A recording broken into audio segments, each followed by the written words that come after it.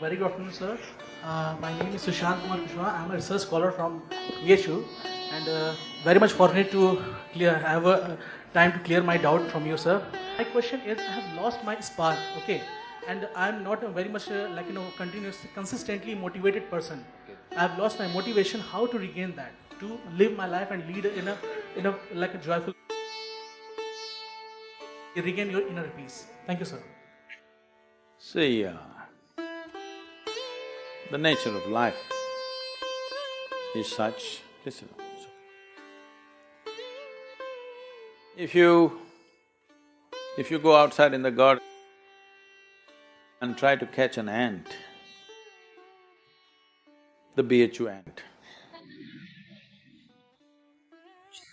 who is born here, who's grown up here and probably he'll die here, that BHU ant, if you try to catch him, he'll say, okay, to hell with my life, okay, crush me if you want.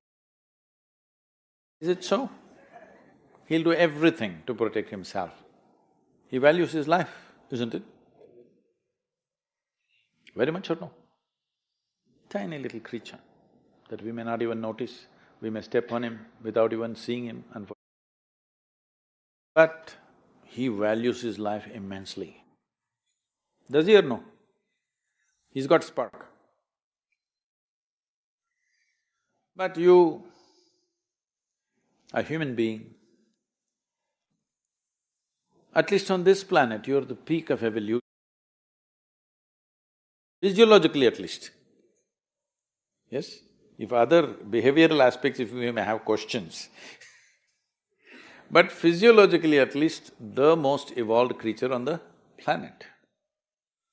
What the most evolved creature on the planet means is, it has the most complex neurological system and it has the highest level of cerebral capability. That means you can think, you can remember, you have memory. You have a very vivid sense of memory and a fantastic sense of imagination.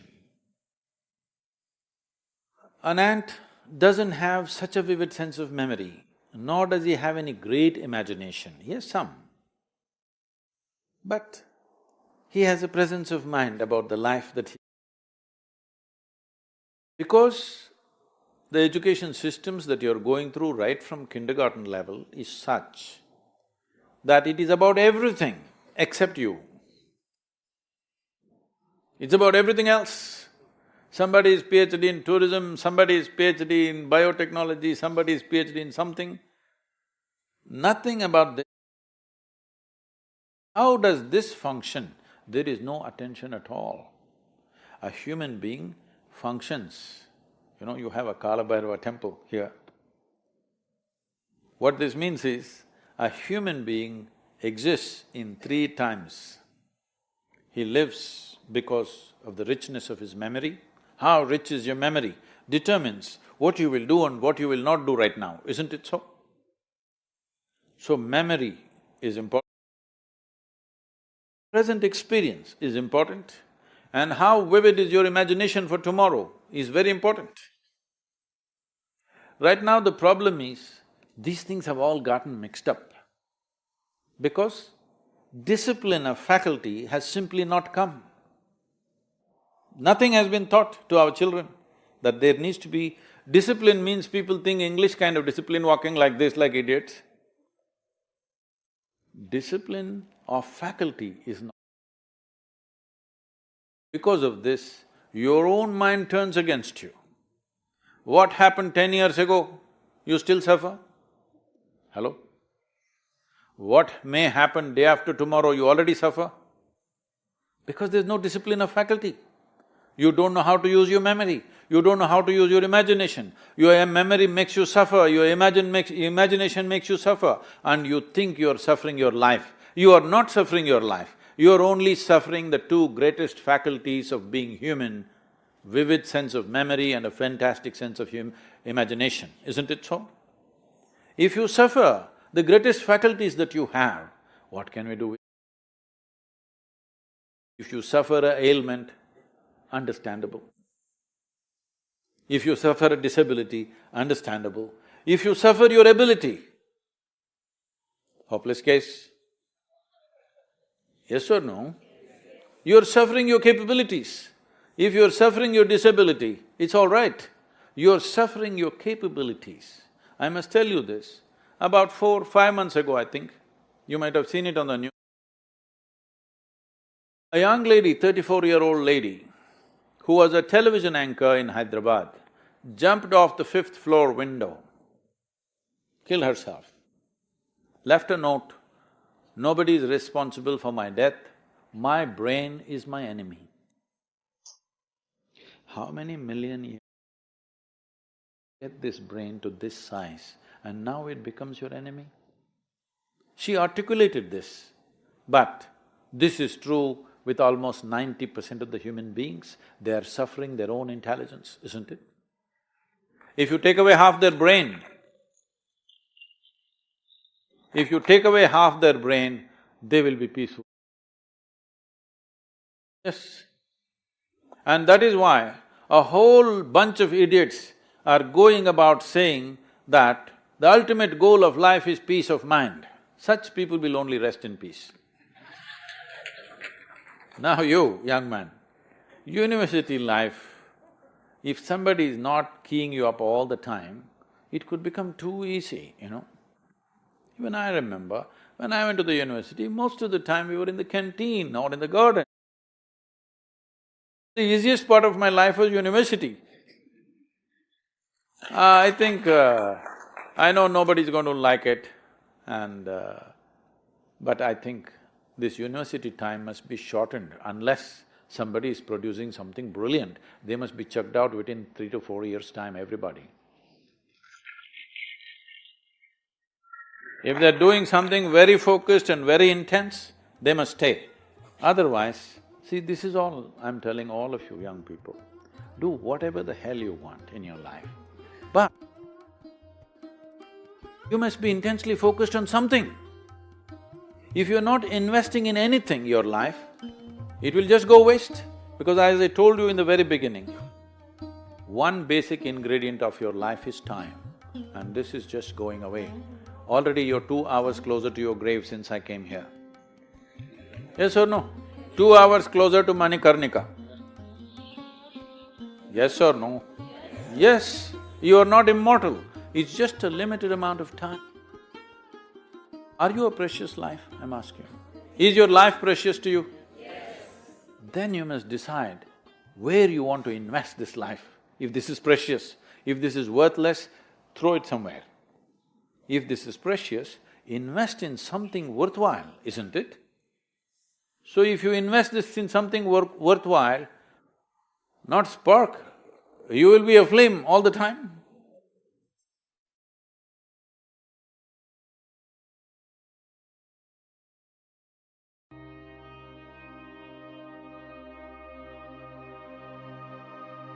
You know, business districts of United States and UK and other places, I feel terrible for this woman.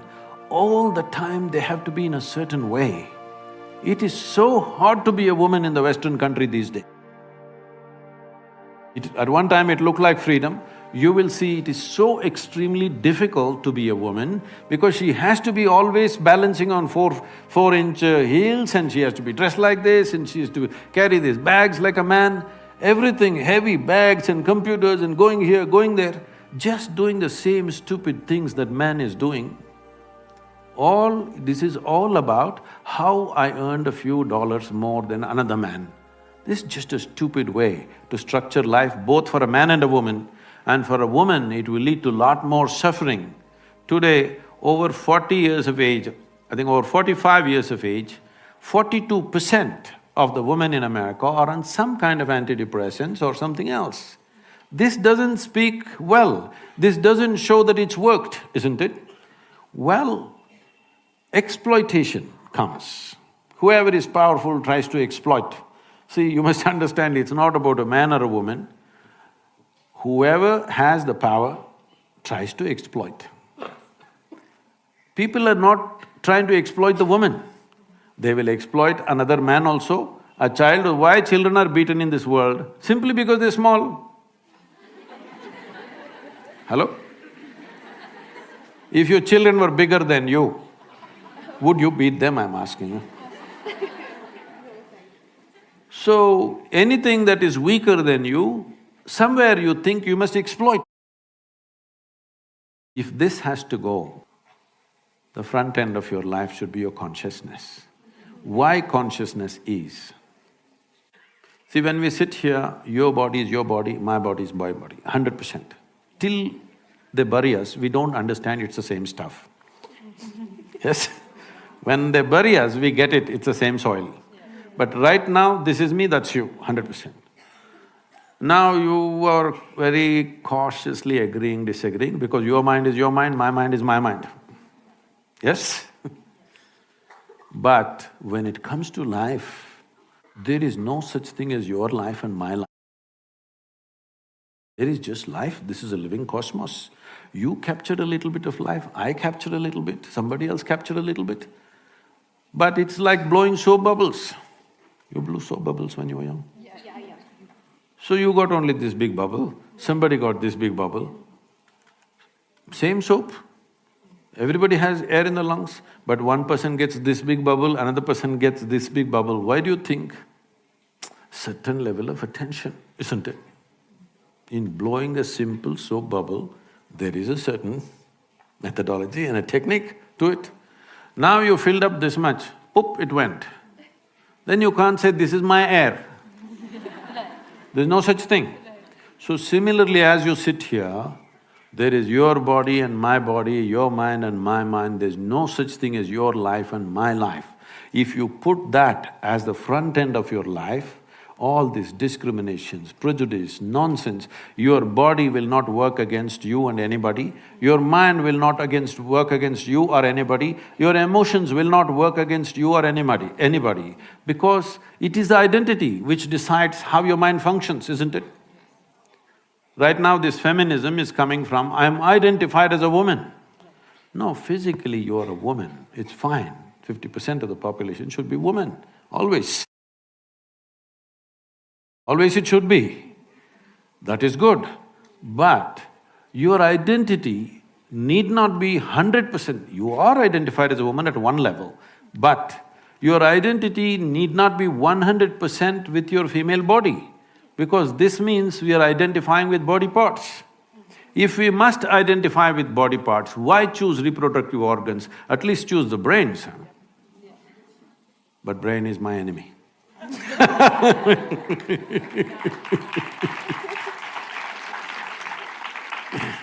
So this is another question from Shruti.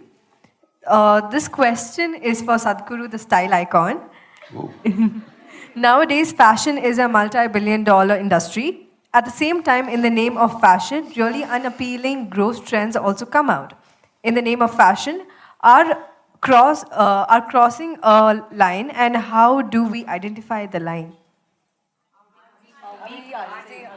Are we crossing the line, and how do we identify the line? Well, the first sentence, withdraw that one, huh? I'm not a style icon or something. See, for those of you who do not know this, the third largest polluter on the planet is fashion industry right now. It's estimated across the world, compared to how many clothes, how much clothing our grandparents had, how much clothing we have is on an average 5 times more. All of you seeing that, isn't it? They're saying by 2025, that will double, that means we'll be 10 times more than our grandparents. Out of this, all this cloth that we are wearing, 98% of it is now synthetic fiber, only 2% is natural fiber. Out of this, 95% is polyfiber. Polyfiber has entered our bodies, has entered the plants, has entered the animals, has entered the food chain, water, soil, everything. This is one thing that's gone under the radar. Everybody is trying to shoot at that little plastic bag, which must be done, of course, but the polyfiber cloth is the largest polluter which is going under the radar. It is sitting on our clothing, on our bodies. constantly polluting everything because the micro polyfiber is just getting into everything. There are no poignant pictures of a turtle being trapped in a plastic bag or something like that, but we are all those turtles stuck in these things. So one of the things that we are doing is, as you know from your history, that India was the greatest supplier of textiles to the rest of the world at one time. 60% of the world's exports was Indian textiles 300 years ago. It was systematically destroyed during the British era. Over 3 to 4 million people died in about 50 years simply because the industry was systematically knocked down. And that's one reason why when the English left, nearly 91 or 92% of the people were in agriculture because all these weavers went back to agriculture just for sustenance. That is why such small holdings all over the place and agriculture being in such disarray, one reason is because of destruction of handloom industries. To a point where one of the Governor-Generals said, the fields of India are bleached by the bones of the hand weavers in 1860, because millions died. So having said that, we still have the skills. India is poised, if we do the right things, to be able to clothe the world once again in a sensible way, in a natural way. And in the sense, this can be economically fantastic. We could completely stop farmer suicides and the distress of the farmer if part of the agriculture is towards generating natural fiber. We have various natural fibers in this country. Fortunately, I'm seeing the more high-end fashion designers. Recently, I don't know if you saw, we had conversation with Sabyasachi, and people like this are promoting natural fiber. Well, now that you called me a fashion icon, let me admit this. In the month of October, we are having a fashion show in New York City. Woo! This fashion show, I'm not going to walk the ramp, okay? This is not about showing the apparel, but this is about exposing the top designers in America to Indian textile, the fabric. So 30 varieties of fabric we are already have already transported to United States, it's waiting there. We're going to display this and give this material to them, of some part of it free of cost, so that they can try what they want. And to promote this could be a game changer for India's economy. It need not necessarily be handloom, even if it is machine woven, but natural fiber. If natural fiber comes back, there is no other nation on the planet which has the skills that we have. Over 120 distinct varieties of weaves we have in this country. Nearly 50 of them will die any time in the next 10 to 15 years because only one old person, one little couple are doing something, their children have become software engineers. And it will die in the next 10-15 years unless we revive, because we must understand this. I don't know if you've ever been to a handloom weaving thing, have you been there? Yeah. In Bangalore, there's a lot of silk saree weaving, you must go and see. At one time, my father believed that I will go into this because the larger family was involved in silk weaving. So I went there to see, I was just 17, I wanted to see how they do it. I was, cocky and like that. He's working on the loom, they're weaving a silk saree, he's just doing I think, at that time I think I'm smart, then I realized that's different. And I'm paying full attention and looking. Simply he's doing this, simply one flower opens up in the cloth, another flower opens up here, geometrically perfect. If you have to put this into your software, it will take so much effort. This guy's got it in his head simply. So, We have destroyed this mainly because of compulsory education, okay?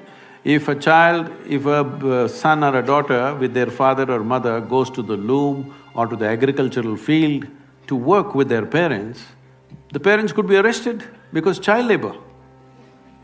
So we are determined to destroy all the skills in the country and have millions of graduates who have the attitude of the educated and who don't know how to do a damn thing in their life.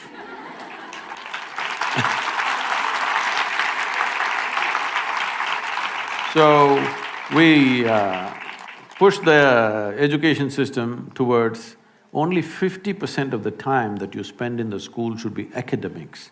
Rest of the time in villages, agriculture, craft, music, dance, folk arts, many things. For the first time, the central government announced about a month ago, 50% of the time is academics, but to implement that it'll take… the speed at which we move, it may take 10-15 years, because infrastructure, training, you need teachers and everything. So coming to fashion, I think all of you must be style icons in some way. That means you're not just imitating some rubbish that some model or somebody does, something that fits you. Because each body is made differently, there is a certain way to arrange aesthetics for your own self. For your body, and style is also for your mind and emotion, isn't it? Not just about your body. So it must arrange itself like that, and please, maybe right now it's not possible for everybody, at least one day in a week, please wear natural fiber. Many farmers will not die if you do just this one thing.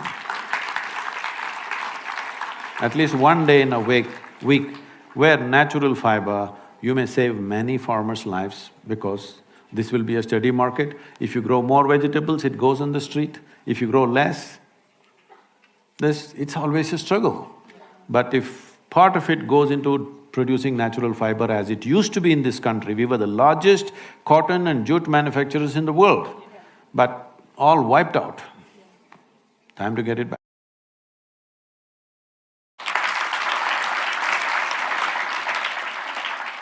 So the next question is from Uma. The question goes, life in cities have become a nightmare for girls. Groping, leering, lewd comments in public transport are a norm that girls have to put up with and unfortunately don't raise their voice against. What to do about such upsetting civilizational evils? It's an unfortunate reality. At that moment, I know what is the reaction and what is it that we feel like doing. That's a different matter. But we must look at the larger picture. Why? Why is such a thing happening? See, this is because we are a society in transition. We have sort of given up our traditional ways of doing things. We have not caught up with another way of doing life totally. We're just hanging in between for too long. In the sense, probably 30 to 40% of the young people that you see in the cities are migrants, they've come from elsewhere. One thing is, when you're in a new place, you can afford to be irresponsible. They won't behave like that in their own village, okay? Because there are consequences. Here they are new. And another thing we have to address, if we have to look at it compassionately, is if he was in his village, his mother, his mausi, his atte, somebody would be talking, see, we're going to get you married to that girl, see that girl, that is going to be your wife. Whether it's going to happen or not, that's not the point. He thinks there is a solution for his hormonal struggles. Yes, it's a reality, come on. Between the ages of 15 and 25, this is at its peak. So, even if there is no physical solution, there must be a solution in thought and emotion that he knows that, this year you're going to get married, no, this year the crop is not good, okay, you'll get married next year, they may postpone it 5 years, but he is living in that comfort that there is a solution for him. You take that guy and transplant him into Bangalore city. He's just a wild creature. He's living somewhere, 10 people in one room. You know, daytime one set sleeps, nighttime another set sleeps in the same room. That's a living conditions, I'm saying. And there is no family, there is no any kind of balancing factor in him, there's no society for him, it's just dog-eat-dog world for him.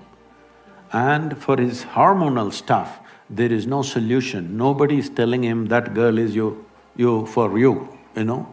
His mind is going crazy.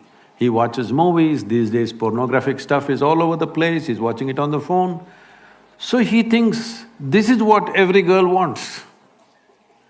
He is unable to think beyond that, you must understand his problem. See, first of all, what puberty or adolescence means is, see, when you were, let's say 10, 12 years of age, you looked at somebody, they were just fine. Suddenly you became 14, 15, your intelligence got hijacked by your hormones. You look at somebody, every bump on their body looks like a world by itself. Yes, this is the reality. Now, that guy who is transplanted from a village to here, and his idea of a woman was his mother or his mausi or somebody, now he's seeing young girls here, the kind of girls that you only saw in movies maybe. Now, one drop of alcohol, the guy will pounce on you. Little more push he needs. All these rapes and things you're seeing is just this. Already he's out of control, he's somehow holding himself, put 1 or 2 drops of alcohol in his mouth, boom, he'll go crazy. So this is an unfortunate situation, it's a cruel situation for him, it's a cruel situation for those who are victimized by him. But we are a society in transition, it's time we address our issues directly. Don't go on thinking it'll get solved if we close our eyes and sit. It doesn't get solved. So, as a society, we must debate.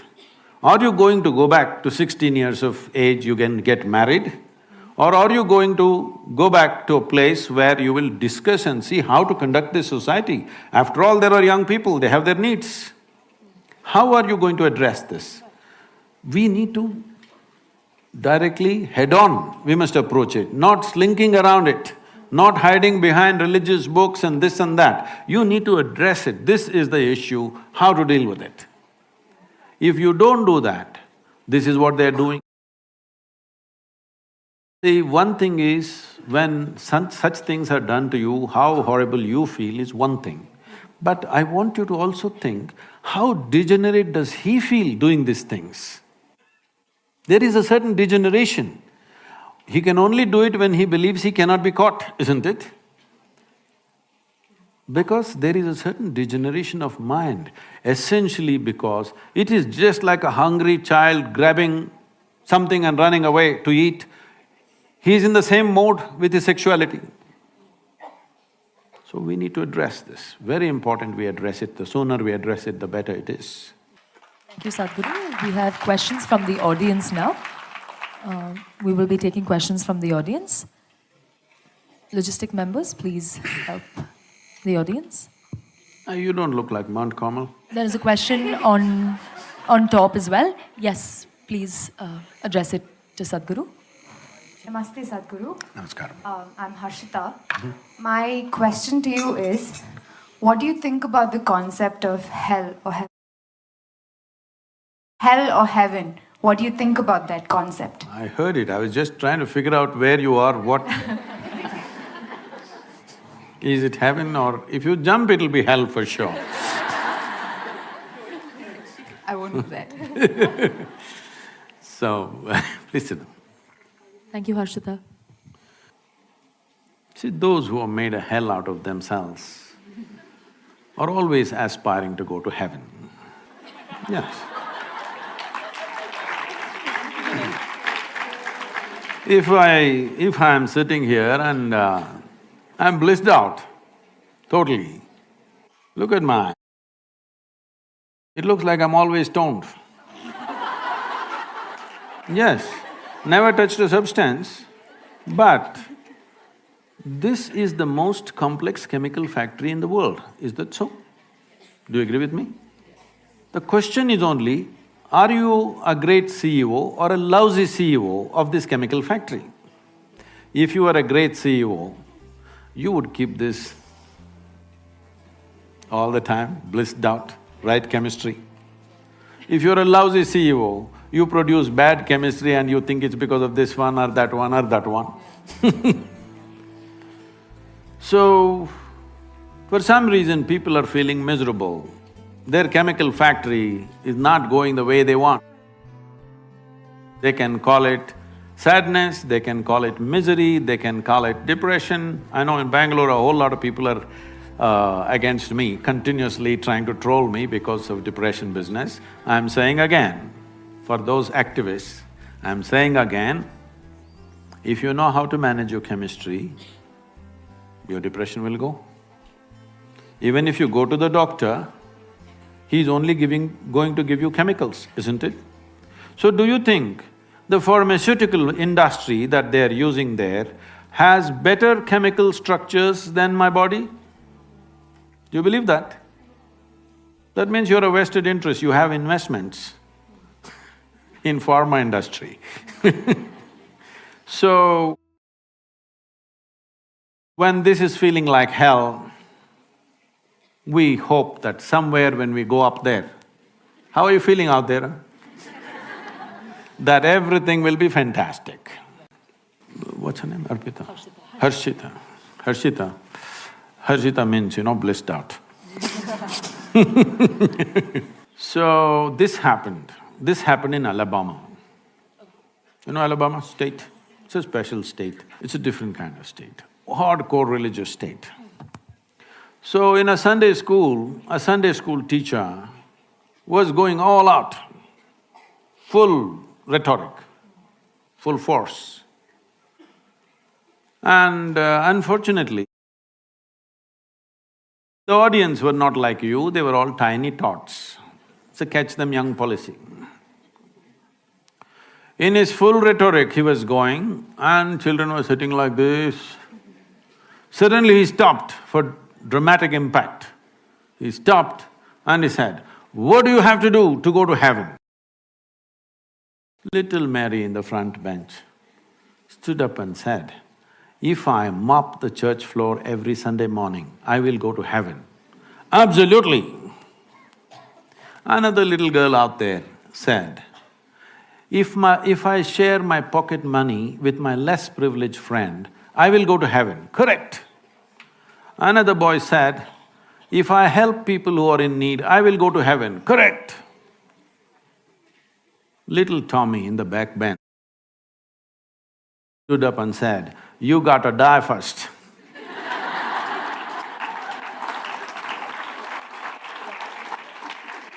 Well, that's a qualification. If you want to go to heaven, you got to die first. So when you die, depending on your culture, we will either bury you or burn you or cut you and throw you to the birds. Yes, one of these things we will do, depending on your culture. So one thing is very clear, you will put your body back into the earth and it's a very eco-friendly thing to do. If you've not done anything in your life eco-friendly, that is one act which will be good. You should not take your body and go. You must put it back into the earth because this belongs to the earth. So you left your body and went to heaven. You know what is in heaven, Harshita? No? You know? Okay, okay. So, what is in heaven? In Hindu heaven, food is very good. If you are a foodie, you must go to Hindu heaven. Nala himself will cook personally for you. He's the greatest chef. If you go to another kind of heaven, white-gowned ladies will float around in the clouds. If you like that kind of ambience, you go there.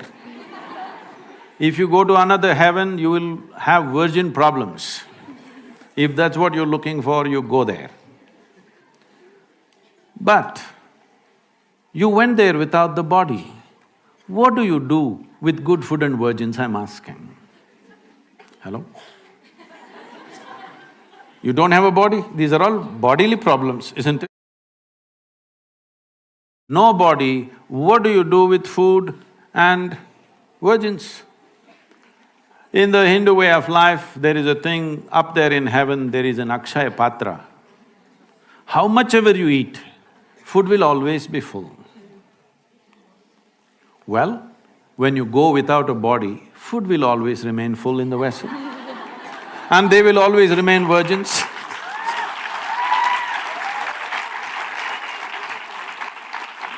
So, we have been doing this for a long time. This was one simple way. You must understand the managerial skills of the traditional people. This was a way of managing humanity. You're miserable. You… don't worry, when you go there, everything will be okay. Solace. So if it is a psychologist saying these things, it's okay. But you really made them believe everything is going to be better somewhere, you can mess up your life here, that's not good. Somebody is in deep state of suffering, don't worry, when you go and sit in God's lap, everything will be okay. It's a psychological tool. It's fine when people are in extreme states, but don't brand it and sell it everywhere because it's not going to work like that. So, now heavens are collapsing in people's minds. Why there is such an increase of consumption of alcohol and drugs on the planet is mainly because still people are not articulating it, but in their minds, heavens are collapsing. How many of you are thinking, one day when I go to heaven, everything will be fantastic? Not many of you, I'm sure. But in the previous generation, if you had looked, the numbers were quite significant. So heavens are obviously collapsing in human mind, because if you ask three questions, all the three heavens will collapse. Yes. So now once human intellect became active, inevitably it'll ask questions. If you ask questions, these things will collapse. So people are trying to have alternatives right here, that they're getting drunk and drugged right here. So this is the moment.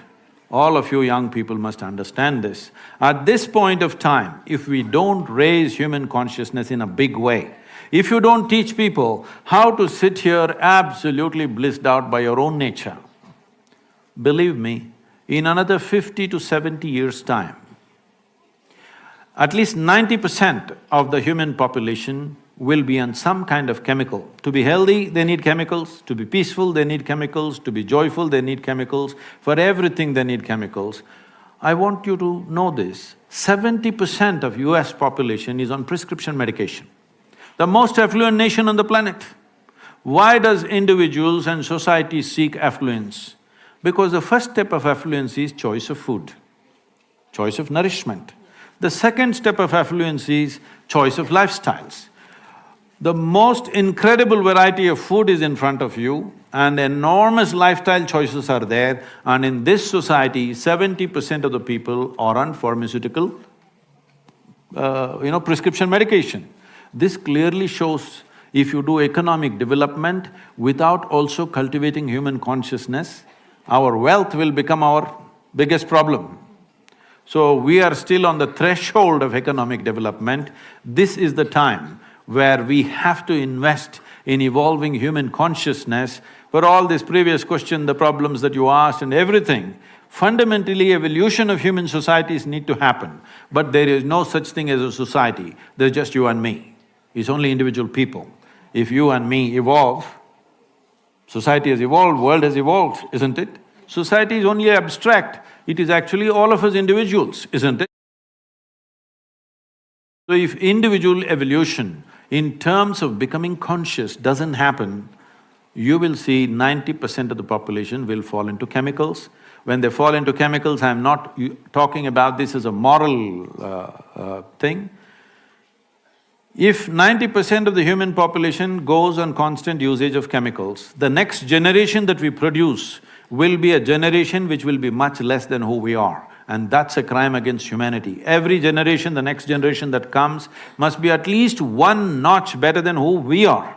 If we produce a generation less than us, then we have committed a crime against humanity, we have taken humanity backwards. And that is what will happen if chemical usage multiplies and it is going wild. This is the time to raise consciousness, that's why we are here with you. To blow your mind without cocaine. I think Anjali has a follow-up question to that. So post her question, we will continue taking questions from the audience.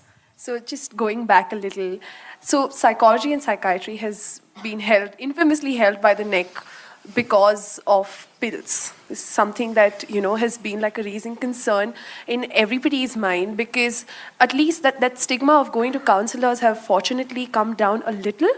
But the fact that people go to psychiatrists and the fact that they are prescribed pills is somehow still there. And the fact of the matter is that when a patient is put on pills, it's not the be-all and end-all of it. They do not stick to their pills for the rest of their lives. They are put on the pills so that the psychotherapy or like the therapy works on them, and little by little they are actually put off the pills. And until and unless that entire procedure of putting you off the pills and making you independently live without the pills happen, the procedure is incomplete.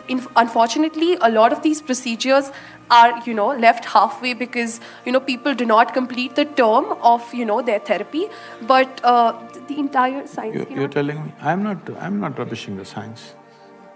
I did not rubbish the science.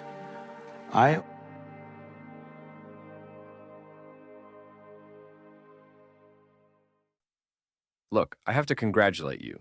You made it through a deep, unfiltered video. That takes attention, openness, and courage. So leave your city in the comments or share a quote that stuck with you. If you feel this could help someone, send it their way. Thank you, Big Hug, and until next time.